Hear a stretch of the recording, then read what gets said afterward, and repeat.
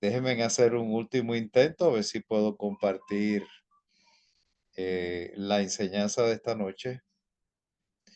Si por alguna razón definitivamente se queda como si estuviera en pausa y entonces no, no sigue el movimiento.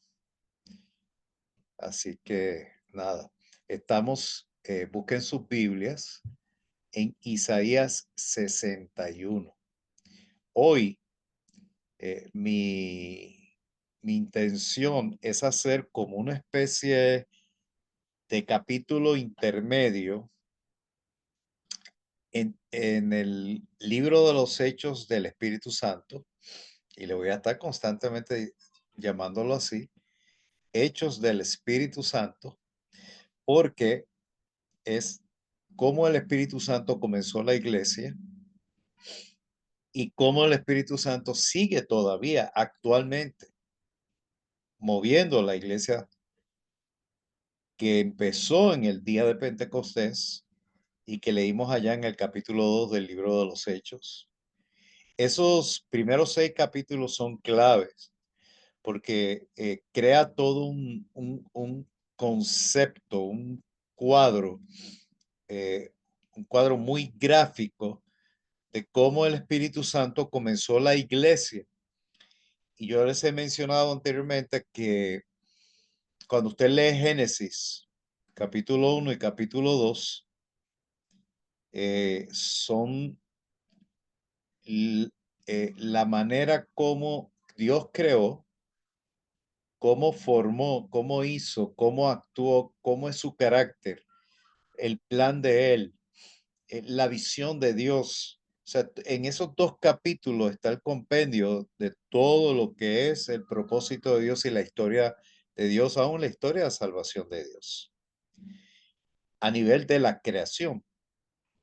Pero cuando usted lee capítulo 1 y capítulo 2 del libro de los Hechos, está bien específicamente en la misma organización, en la misma estructura, en la misma dirección, pero en esta ocasión del comienzo de la iglesia.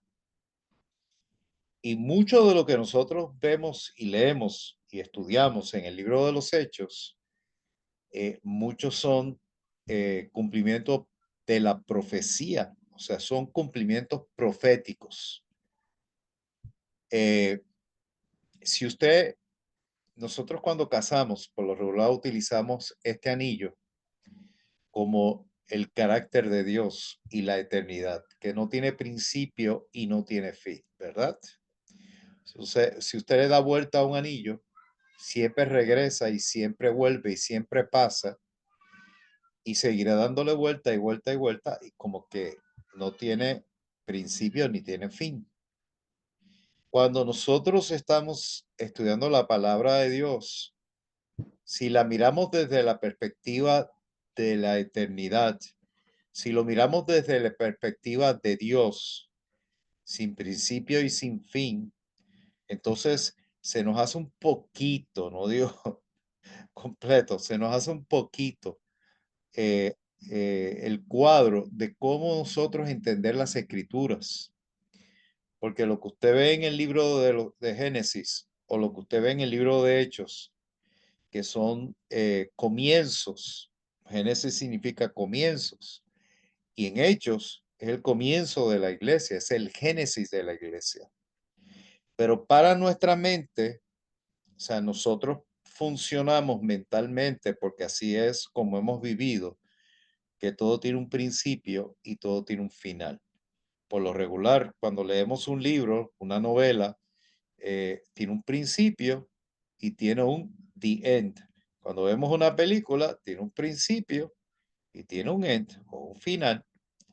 Pero cuando nosotros leemos la Biblia, no hay un principio y no hay un final. Y usted me va a decir, pastor, pero dice en el comienzo, creó Dios los cielos y la tierra. Ok, pero antes de la creación está la eternidad, está Dios. Cuando yo le estoy explicando a Adán, que tiene 6 años, el hijo mayor de David y Stephanie, sobre Dios, este, Él me preguntó, pero ¿quién creó a Dios? ¿O de dónde sale Dios? Entonces, definitivamente, para él un niño, ¿verdad? Eh, es una situación que no la va a comprender porque su mente es finita como mi mente es finita.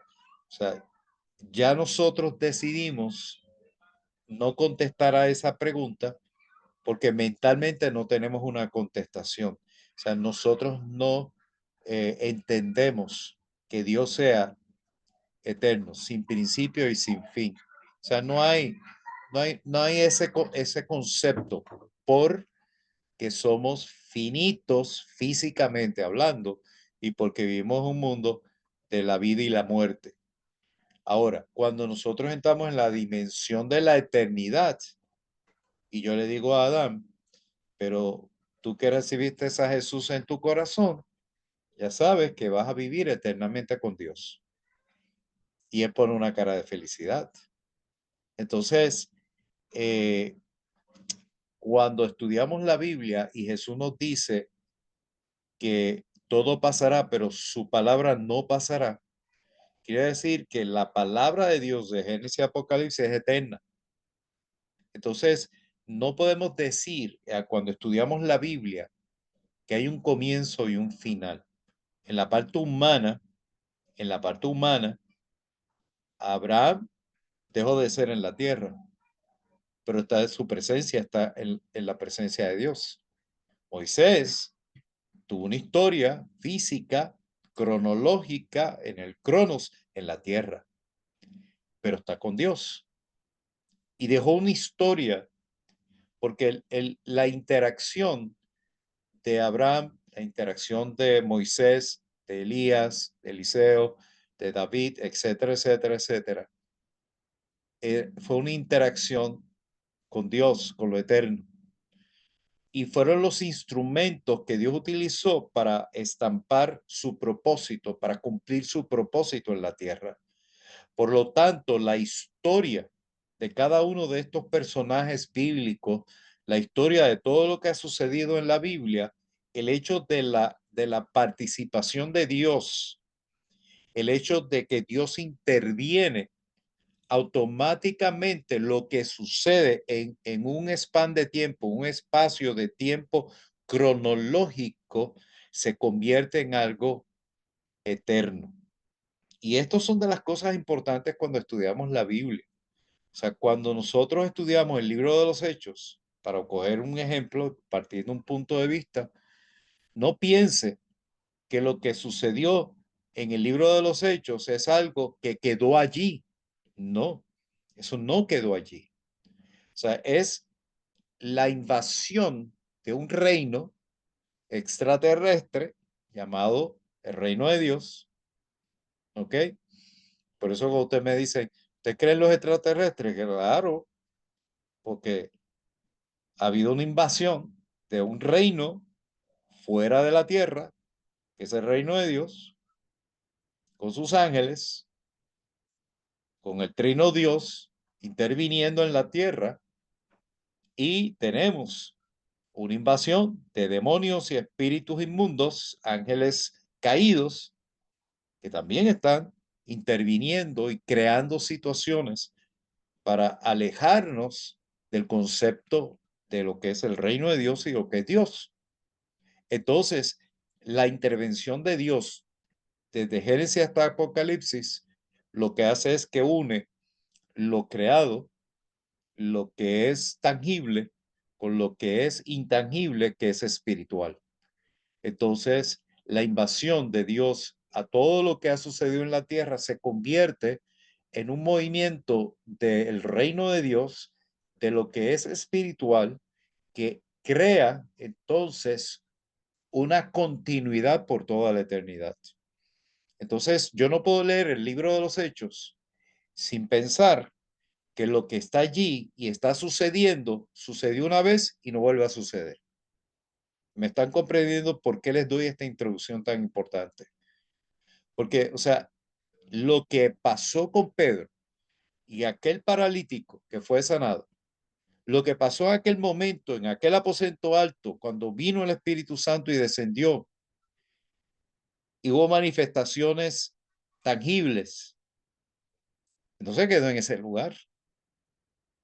Lo que estábamos viendo el viernes pasado con relación a Esteban, el prototipo del hombre del avivamiento, ahí no se queda. O sea, lo que sucede con Esteban, lo que describe el hombre Esteban, que automáticamente este es el hombre, pero este es el Espíritu Santo, y cae sobre él y está en él, y tiene una unción poderosa. Él es un hombre inteligente, es un administrador, pero el Espíritu Santo le otorga a Esteban toda la dimensión sobrenatural.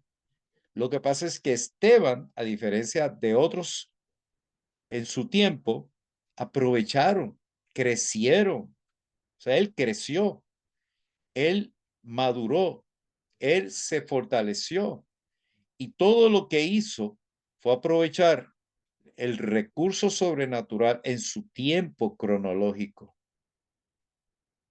Pero eso no se quedó allí. O sea, Esteban no es un personaje fuera de serie en el sentido de que tú no puedas vivir la misma experiencia.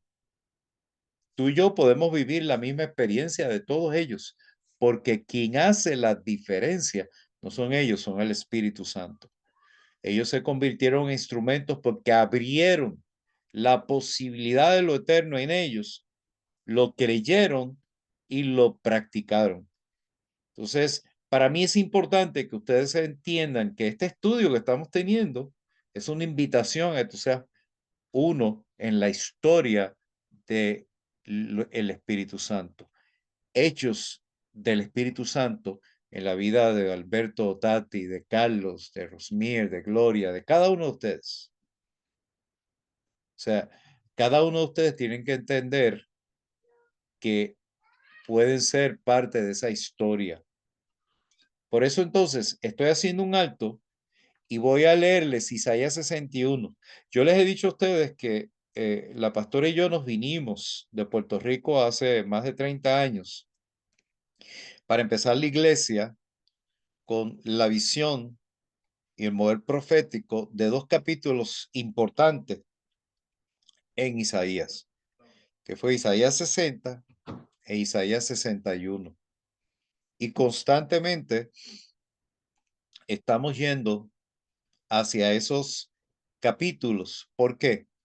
Porque son capítulos proféticos que se cumplen a partir del libro de los Hechos. Y usted me puede decir, bueno, pastor, lo que dice Isaías 61 es hechos de, o sea, hechos del Señor Jesucristo. Pero vámonos a la palabra. Yo te invito a que tú cojas, aunque sea tu celular o tu computadora o tu Biblia física. Voy a usar mi celular porque lo tengo aquí a la mano y segundo porque la Biblia que tengo conmigo, la Biblia física, es la nueva traducción viviente y quiero utilizar la Reina Valera del 60. Si ustedes busquen Isaías 61, busquen la versión Reina Valera del 60 y entonces vamos a leer los primeros versos porque tiene tanto y tanto. Ok, voy a decirles primeramente, haga un alto, o sea, separe el capítulo 6 del capítulo 7 y vamos a movernos proféticamente a Isaías 61, porque lo que dice aquí en Isaías 61, y se lo voy a explicar, es precisamente a partir de Hechos 1. ¿Ok? ¿Estamos claros en eso? Yo les di tiempo a que abrieran sus Biblias, tanto de sus aparatos electrónicos o físicos, pero estoy en la Reina Valera del 60. Y comienza diciendo, el Espíritu de Jehová, el Señor está sobre mí, porque me ungió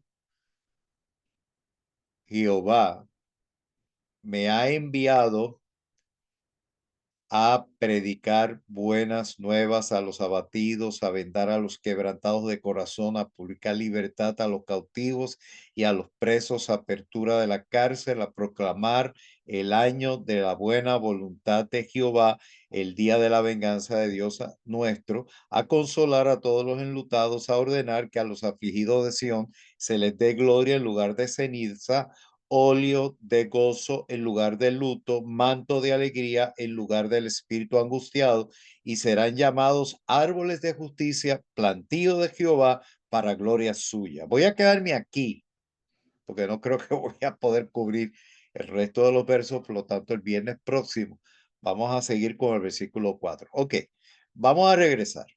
Ok, y cuando usted empieza a leer Isaías 61:1, automáticamente los que ya han leído la Biblia y que han estudiado la palabra del Señor, van a decirme, pastor, eso yo lo leo también en Lucas 4, el Evangelio de Lucas, capítulo 4. ¿Y por qué lo lees allí? Ah, porque el Señor Jesús, cuando se presenta públicamente y comienza su ministerio, él toma el rollo del profeta Isaías, así mismo lo explica, en este capítulo 61 y comienza a leer estos versos que yo acabo de leer. No los lee todos, solamente lee los primeros versos. En particular, el Espíritu de Jehová, el Señor, está sobre mí porque me ungió Jehová. Cuando él termina de leer los versos que siguen, él termina diciendo, esta palabra hoy se ha cumplido esta palabra. Y claro, muchos predicadores dicen que este verso de Isaías 61 y seguidos se cumplió con el Señor Jesucristo. Y sí es cierto, y sí es cierto, obviamente, lo que dijo el Señor Jesús, que con él se cumplió. ¿Por qué? Porque es el Señor Jesús quien inicia el cumplimiento de esta profecía. Recuerden todo lo que la Escritura ha dicho con relación a Jesucristo y nosotros, la iglesia. Él es la cabeza. Y él dijo que las obras que él hizo, nosotros las íbamos a hacer. Y él dijo que era necesario que él se fuera para enviar el Consolador. El Señor Jesucristo es descrito por el apóstol como el primogénito, o sea, el primero de los hijos de Dios, o el hermano mayor. Quiere decir que al él ser el primogénito, nosotros somos esa descendencia. Ahora, el Señor Jesús prometió en el capítulo 1, versículo 8 del libro de los Hechos, y recibiréis poder cuando haya venido sobre vosotros el Espíritu Santo y me seréis testigos. Y por ahí termina con otras palabras. Pero lo que me interesa fíjense, la similitud. Y recibiréis poder cuando haya venido el Espíritu Santo sobre vosotros. En el capítulo 14, 15 y 16 de Juan, el Señor Jesús explica la función del Espíritu Santo y la pone de la siguiente manera. Él estará con vosotros y estará en vosotros. En ningún momento, en ese capítulo 14, 15 y 16 del Evangelio de Juan, el Señor Jesús habla del Espíritu Santo sobre nosotros, sino en y con, ¿ok? Habitación y compañerismo. Pero es en capítulo 1, verso 8, cuando ya Él resucitó, que los prepara para el cumplimiento del versículo 1 de Isaías 61. Porque entonces ahora, basado en esos versos, Y en esas explicaciones del mismo Señor Jesús y de esa palabra profética o esa promesa de Hechos 1:8, cuando leemos el verso primero, entonces tiene mucho sentido. El Espíritu de Jehová, el Señor, está sobre mí, porque me ungió Jehová, me ha enviado a predicar buenas nuevas. Voy a volver a repetir ese verso y lo voy a personalizar yo, ¿ok? Yo digo lo siguiente, el Espíritu del Señor está sobre mí porque me ungió el Señor y me ha enviado a predicar el Evangelio. Ay, usted me dice, pastor, usted metió evangelio ahí. Claro, porque la palabra evangelio se traduce buenas noticias, buenas nuevas.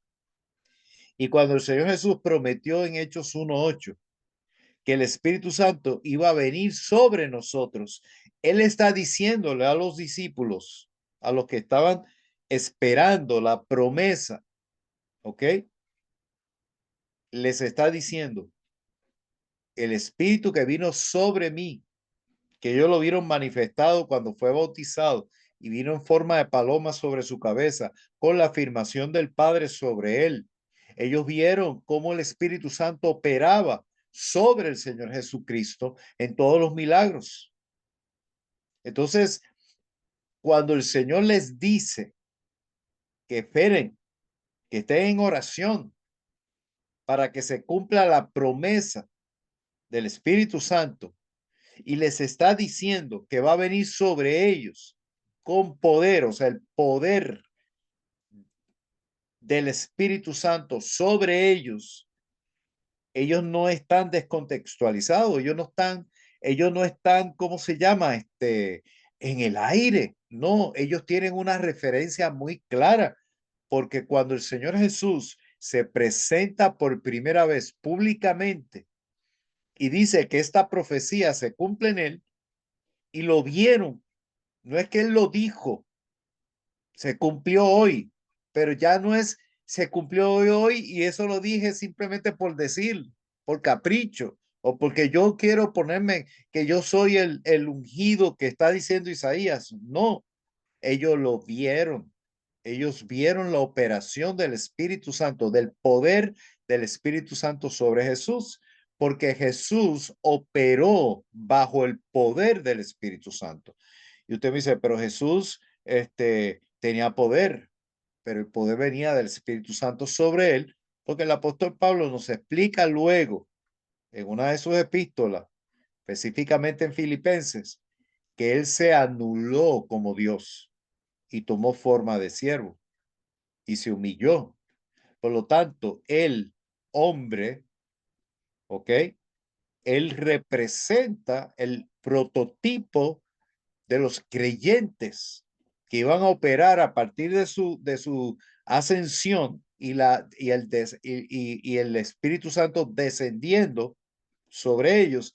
Desde ese momento, todos los creyentes iban a estar operando en la unción que operó el Señor Jesucristo en el cumplimiento de Isaías 61:1. O sea, con esto nada más que yo les estoy diciendo ahora, tenemos por delante un mundo. Y esto es importante porque, o sea, yo siempre les he dicho que mi identidad es clave. O sea, quién yo soy en Cristo Jesús. ¿Ok? Fíjense que el Espíritu Santo vino sobre ellos. En ningún momento usted encuentra en el capítulo 1 y capítulo 2 del libro de los Hechos que vino con ellos o en ellos. En ningún momento. ¿Por qué? Porque ellos recibieron la habitación del Espíritu Santo cuando el Señor Jesucristo sopló y les dio reciban el Espíritu. Y todo creyente, cuando nace de nuevo, es sellado con el Espíritu Santo, que viene a morar y habitar en cada uno que ha nacido de nuevo. Y el Espíritu Santo fue enviado a estar con nosotros. Pero la misión, el cumplimiento de la gran comisión, solamente funciona no por la habitación, no por el compañerismo, sino por la unción de poder que viene sobre el creyente. O sea, nosotros, la única forma que podemos operar para ser predicadores del evangelio o predicadores de las buenas nuevas, como está descrito aquí, es cuando el Espíritu Santo está sobre nosotros. Ahora, voy a terminar con lo siguiente, pues se me fue ya el tiempo. Voy a terminar con esto. Esto es bien importante porque esto les va a dar a ustedes apetito para de aquí al próximo viernes estudiar la palabra, comerse estos versículos. Porque todos nosotros, escuche bien, anótelo, cada uno de nosotros que tenemos años en el Señor, solamente hemos visto el nuevo nacimiento en una forma egocéntrica. Ah, recibí a Jesús y eso me hizo hijo de Dios y tengo el ticket para ir al cielo. Pero la razón por la cual nosotros hemos nacido de nuevo, la razón por la cual el Señor nos escogió como sus hijos, no fue para que tengamos un ticket al cielo. Eso es una consecuencia de, o sea, piense que usted fue formado en el vientre de su madre y nació simplemente para que tenga vida. Ah, pero se quedó simplemente respirando.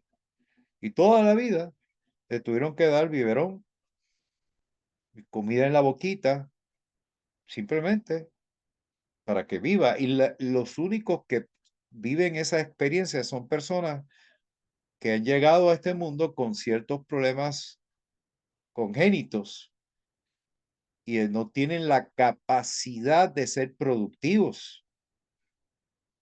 Pero todo ser humano tiene la vida para vivirla, para tener una productividad, para tener unos hechos, para un desarrollo, para un crecimiento y para una aportación.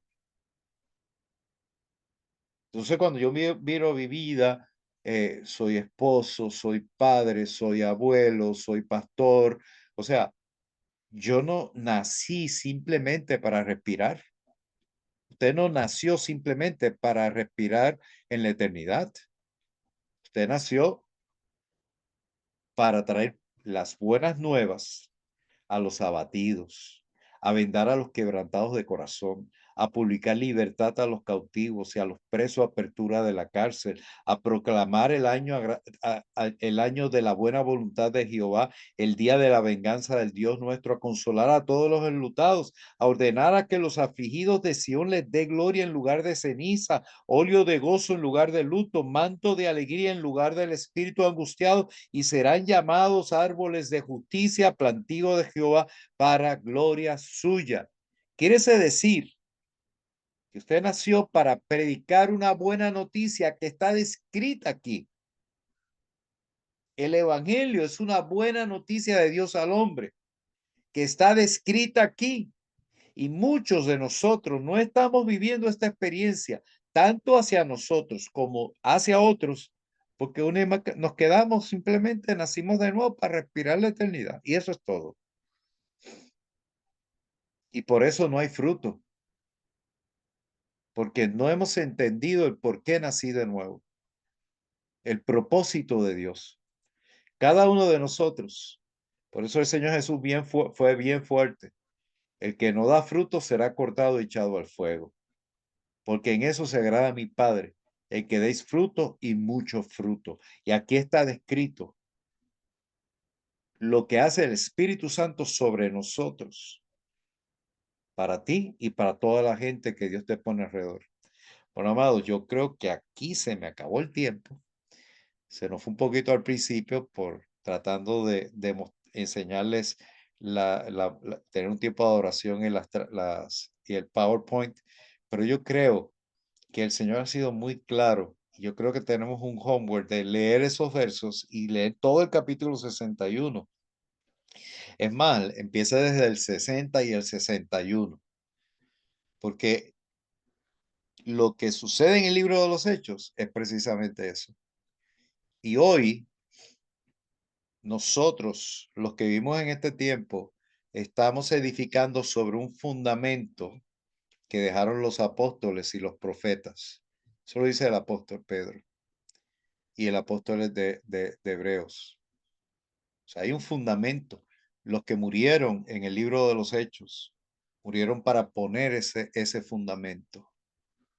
Ahora nosotros estamos para vivir, para crear lo que Dios dice que nos toca a nosotros, preparar la iglesia, preparar el mundo para la venida cuando viene Cristo a levantar su iglesia. Y ese capítulo 61 es profético de este tiempo que estamos viviendo. Padre, en el nombre de Jesús, declaro que tu palabra ahora mismo cumple, Señor, el propósito por la cual ha sido enviada en cada terreno de cada corazón que me está escuchando. No volverá vacía, sino que dará fruto. Y yo declaro, Señor, que cada hombre y mujer que me está escuchando aquí en estos momentos es esa descripción profética de Isaías 61. En el nombre de Jesús somos los que predicamos esas buenas noticias a todo ese mundo destruido, en oscuridad, en carencia, en ruinas, en esclavitud, en cárceles. En el nombre de Jesús somos los libertadores de este tiempo, con buenas noticias de Dios a los hombres. Así lo declaro y lo desato en el nombre de Jesús y declaro que cada uno de los que me está escuchando tiene unos días, unas noches hermosas, poderosas, bendecidas, protegidas, provistas de toda la necesidad. Gracias, Señor, porque al conocer la verdad, ahí tenemos libertad. Y esta palabra que estamos recibiendo abre los cielos, Señor, porque al nosotros recibir el llamado y la misión, todo lo que es necesario se cumplirá y se proveerá, porque no nos hará falta nada para poder nosotros cumplir con nuestro llamado. Si los bendigo, los cubro con la sangre de Cristo, en el nombre de Jesús. Amén, amén y amén.